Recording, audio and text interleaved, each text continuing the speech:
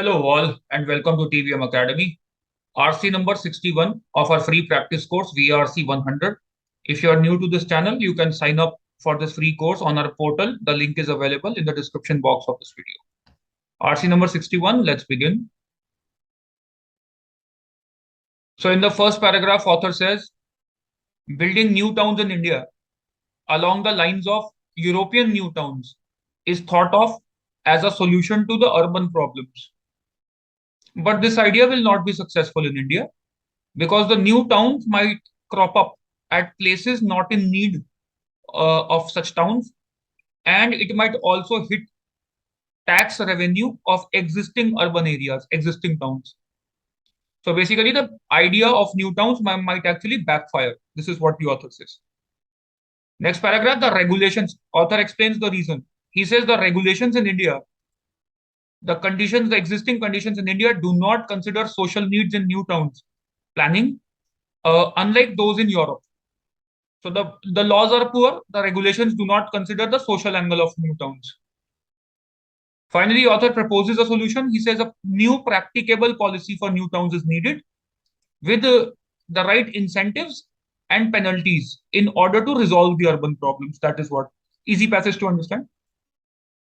Let's look at the questions. Number one, according to the passage, which of the following is true? Option A, the idea of new towns originated in Europe. There's no mention about the origin of the idea of new towns. Yes, Europe implemented this idea, and India wants to replicate the idea, imitate the idea. But did the idea originate in Europe? Was this the origin? We don't know. So data insufficiency. India has its unique set of problems, a fact that makes the idea of new towns impossible to succeed. Now, the very fact that in the last paragraph, author proposes a policy for successful implementation of the new town idea means that the idea is not impossible, but we need a strong policy for the same. So this pretty much contradicts the tone, the prescriptive, suggestive tone of the passage. Also, nowhere written that India has its unique set of problems. Unique also is an overstatement. See, there is no regulatory policy at present on building new towns in India. Tempting choice may be because author says we need a policy which considers all these points, which has incentives and penalties. But does that mean right now there's no regulatory policy? As a matter of fact, it was mentioned in the third paragraph. The federal regulations designed to promote the new town idea do not consider social needs. So there is a regulatory framework, but it lacks. It is insufficient, author says. It does not consider the social needs, but there is a regulatory framework. So this is again contradictory to what the passage suggests. Option D, rewards and punishments are necessary for a practicable new towns policy. Yes, they are necessary because last line author says incentives and penalties should be provided to make sure that something happens, which means it is a necessary provision. Should be provided to ensure that the objectives are pursued. So rewards and punishments, according to the author, reward means incentive, punishment means penalty, are necessary for a practicable new towns policy. What is practicable? Workable. Last paragraph, author says, for a workable policy, we need stringent checks. The author believes that the new towns are not being built where they are genuinely needed because of what reason? Now, clearly because author says the new towns are built where the land is cheap and the construction is profitable. And he again repeats, the main interest of the promoters of new town right now is economic gain. So why are the new towns not being built where they are needed? Easy question. Because the promoters are chiefly motivated by self-interest or profit making. Easy question, this one. Third question, according to the author, ill-considered new towns will tend to weaken existing cities in which of the following ways? Let's see. Multiple ways in which they can weaken the existing cities. First, they will cause an erosion in the revenue base of the existing cities. Mentioned here, the high-income group will be drawn away from such cities, thus increasing the concentration of low-income groups which are unable to provide tax income, the remaining taxpayers accordingly will face increasing burden. So, of course, if the high income group draws away from these cities, it will hit the revenue base, the tax revenue of existing cities is what is mentioned here. Option A, sentence 1 is correct. They will cause displacement. Actually, the original question was they will cause some displacement of industry and residents from the existing cities to other areas.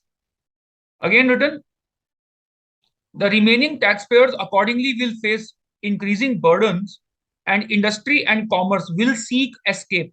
So they will try to escape such towns, the existing cities. So they will cause some displacement of industry and residents from existing cities to other areas is also something we can infer.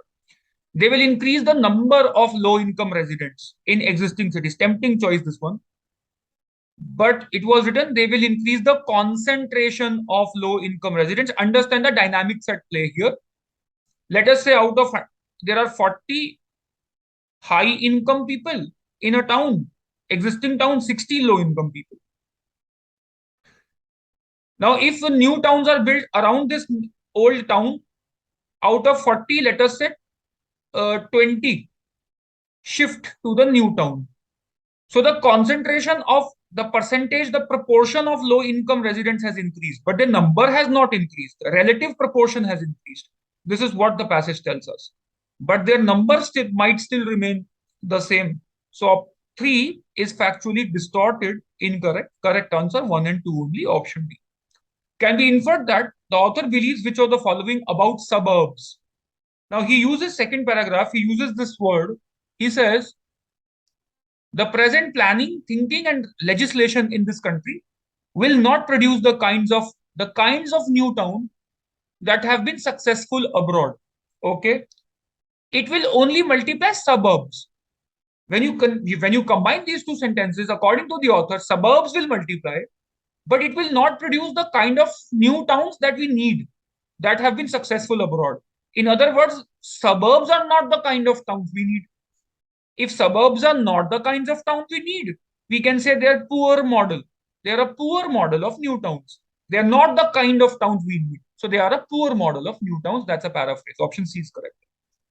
Are suburbs a panacea for urban problems? Quite the opposite. We don't need them. So they are not a cure. They will soon be plagued by the same problems that now plague the cities. Alien idea, nowhere mentioned, about the fate of suburbs. They drive up the property values in the inner cities, again an alien idea. Correct answer C. Hope you enjoyed the passage. Easy passage, this one. Hope you got all 4 of them correct. The only tricky question might have been 3. But this is where, percentiles are made or not made. Until next time, bye. Cheers to learning.